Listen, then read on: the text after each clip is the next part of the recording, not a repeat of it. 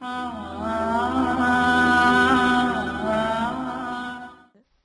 دلچسپ بات ہوئی، مجھ سے کسی نے کہا کہ کسی تھرڈ پرسن کا کام تھا، اس نے کسی کو کہا، اس درمیان والے نے مجھ سے کہا، میں نے وہ کام کر دیا، چھوٹا سا کام تھا کسی کا، میں نے کروا دیا۔ تو 2-4 دن کے بعد پتہ چلا کہ وہ جس کا اصل میں کام تھا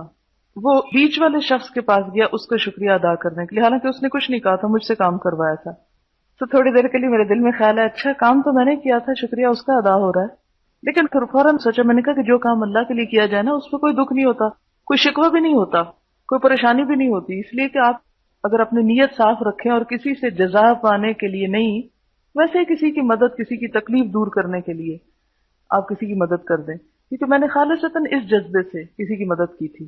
کیونکہ مجھے ہمیشہ جب بھی کسی کی مدد کرنے کا موقع ملے تو مجھے وہ حدیث یاد آ جاتی ہے کہ جو شخص کسی شخص کی دنیا کی کوئی تکلیف آسان کرے گا، کوئی مدد کرے گا، کسی کا کوئی دکھ دور کرے گا، اللہ تعالیٰ قیامت کے دن کی تکلیفوں میں سے کوئی تکلیف اس شخص کی ہٹا دے گا۔ اب اگر اس جذبے سے آپ کسی کی بھی مدد کرتے ہیں تو دنیا میں اگر آپ کو کوئی پلٹ کے شکریہ بھی نہ کہے تو آپ کو کوئی دکھ نہیں ہوتا، کوئی تکلیف نہیں ہوتی، کوئی ملال ہی نہیں ہوتا، کوئی ناراضگی نہیں۔ اب جب ناراضگی نہیں تو تعلق بھی تو نہیں خراب ہوگا نا۔ تعلقات کیوں عموماً خراب ہوتے ہیں کہ آپ ایکسپیکٹ کرتے ہیں دوسرے سے وہ چیز جو وہ نہیں کر رہا، تو پھر اگر وہ نہیں آپ کی مرضی کی تو آپ اس سے ناراض ہو گئے، کہ جب آپ کسی کا کام کرے اور اس سے شکریہ ایکسپیکٹ کرے، اس نے شکریہ نہیں کیا تو آپ نے کہا اچھا آئندہ تو کبھی نہیں کروں گا۔ کس کا نقصان ہے جب آپ آئندہ نہیں کریں گے؟ ذرا سوچیں، کسی دوسرے کا؟ اپنا۔ تو آخرت پر یقین انسان کی سوچ کو بالکل الٹ دیتا ہے، وہ جو ایک کچھ نہ کرنے والا تھا وہ کچھ کرنے والا بن جاتا ہے، وہ جو دوسروں سے امید رکھ کے کام کرتا تھا وہ دوسروں سے بے نیاز ہو کے کام کر رہا ہے۔ ایسی نیکی پائیدار ہوگی نا، اس کا اجر، اس کا صلہ بھی پائیدار ہوگا۔ چلیں اگر ہم کہیں کہ نہیں، ہم اس وقت کسی کا کام کریں گے جب ہمارا کوئی شکریہ ادا کرے گا، تو چلیں ٹھیک ہے، تھوڑی دیر کے لیے آپ کر لیں کام اور اس نے آ کے آپ کا شکریہ ادا کر دیا، کیا ملا آپ کو؟ میرے جیسا تو شخص یہ سمجھے کہ اس نے میرا وقت ضائع کیا، کیا ملا؟ کچھ بھی نہیں ملا آپ کو، صرف ایک جھوٹی تسلی دل کو ہوگی کہ ہاں دوسرے نے آپ کی بڑی قدر کی۔ لیکن اگر کوئی انسان قدر نہیں کرتا اور اللہ آپ کی قدر کر لیتا ہے تو کتنا بڑا اجر محفوظ کر لیا جو ہمیشہ آپ استعمال کر سکتے ہیں۔ اس دن جبکہ کوئی سایہ نہ ہوگا، انسان یہ چاہے گا کہ اس کا ایک ایک گناہ ہٹا لیا جائے، اس سے ایک ایک بوجھ اس سے نکال لیا جائے، فارغ کر لیا جائے۔ اس دن کے لیے کوئی کام کرنا یا کروانا، یہی اصل میں کامیابی، اور شیطان ہم یہی کرنے نہیں دیتا، یہی کرنے نہیں دیتا۔ ایسے موقعوں پر صبر کرنا انتہائی مشکل کام ہوتا ہے، انتہائی مشکل،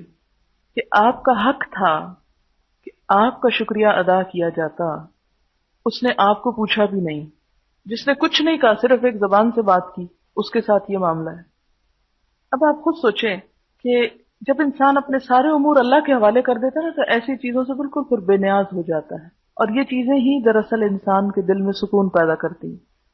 سکون کا جو راز ہے وہ دنیا سے بے نیازی ہے۔ جتنا جتنا آپ لوگوں سے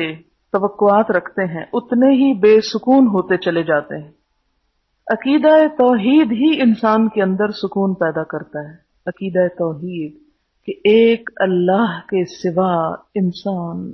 ہر چیز سے بے نیاز ہو جائے، ہر ایک سے توقع چھوڑ دے۔ آپ دیکھیں کہ اللہ تعالیٰ کی ذات، اللہ تعالیٰ کی ذات جو ہے وہ ہمیں نظر نہیں آتی نا، ہم اس کو محسوس نہیں کرتے، وہ پردے کے پیچھے ہے، اس لیے ہم اس پر توقع نہیں کرتے، اس پر بھروسہ نہیں کرتے، یہ ڈرتے ہیں بھروسہ کرتے ہوئے۔ اور دنیا کی چیزیں نظر آتی ہیں اس لیے ان پہ ڈیپینڈ کرتے ہیں۔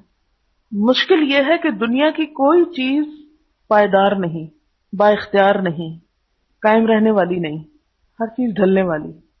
اس پہ آپ سہارا لے رہے ہیں، اس نے آگے سے ہٹ جانا ہے اور آپ نے گرنا ہے منہ کے بل، اور کبھی جس کو زوال نہیں، جس کو کبھی فنا نہیں، اس کو آپ چھوڑے ہوئے ہیں۔ پھر آپ دیکھیں کہ مشرکین کا یہی تو مسئلہ تھا کہ انہوں نے سورج کو دیوتا بنا لیا، چاند کو بنا لیا، جو نظر آنے والی چیز تھی، جس میں جس کو جو فائدہ نظر آیا اس نے اسی کے اوپر بھروسہ کرنا شروع کر دیا۔ آپ دیکھیں کہ جب ایک انسان اس بات پر یقین کر لیتا ہے کہ فائدہ اور نقصان اللہ کے سوا کسی کے ہاتھ میں نہیں، کسی کے ہاتھ میں نہیں، تو سارے غموں کا علاج یہی یہیں سے سب اصلاح ہو جاتی ہے۔ ہم اپنے آپ کو بڑا موحد کہتے ہیں، توحید پرست کہتے ہیں، لیکن اپنے دل کی توحید کا حال جان کے تو دیکھیں، کتنے بت بٹھائے ہوئے ہیں جن جن پہ ہم بھروسہ کرتے ہیں، اور جب وہ ٹوٹتے ہیں تو پھر ہم تکلیف اٹھاتے ہیں۔ یہ کیفیت اتنی آسانی سے حاصل نہیں ہوتی